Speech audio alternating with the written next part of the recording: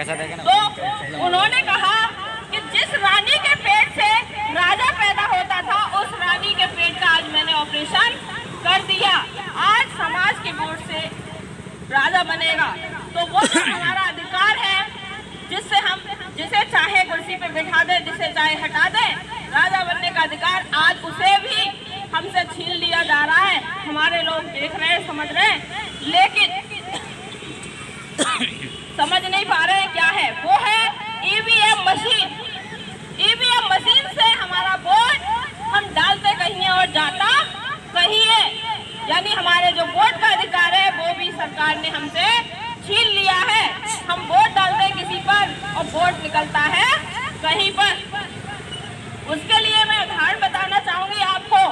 जिस तरह से आप लोग शादी में जाते होंगे और आपने देखा होगा एक ऊपर उड़ता रहता है और नीचे से उसको कंट्रोल किया जाता है, वो जहाँ चाहे वहाँ जाकर के वो फोटो वीडियो बनाता रहता है। ठीक उसी तरह ईवीएम मशीन ने हमारे वोट को हाईजैक कर लिया है, हमसे हमारे वोट का अधिकार छीन लिया है। मैं ये कहना चाहूंगी कि अगर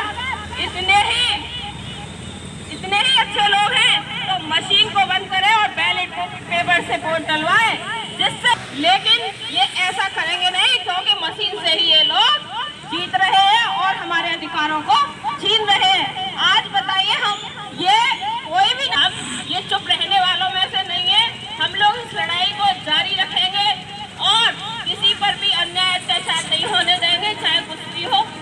और इसी तरह धरना लगा करके बार बार हम अपने जो समाज के लोग हैं उनको बताएंगे कि अभी भी समय है, खड़े हो जाओ, वरना कुछ भी बचने वाला नहीं है।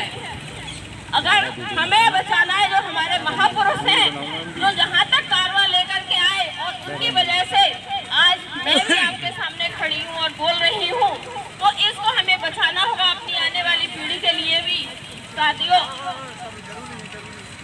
तो जो आज का धरना है वो इसी तरह चलेगा साथियों, और हम सबको एक होकर के, ये मत सोचिए कि हम एक हैं।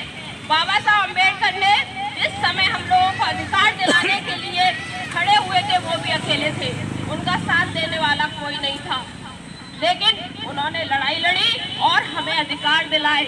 आज तब भी हम यहाँ फिर भी काफी लोग हैं, इसीलिए हमें न्याय के लिए लड़ना होगा और अन्याय के खिलाफ हम लोग इसी तरह खड़े रहेंगे। इसी आशा उम्मीद के साथ साथियों, जय भीम, जय भारत, जय संविधान।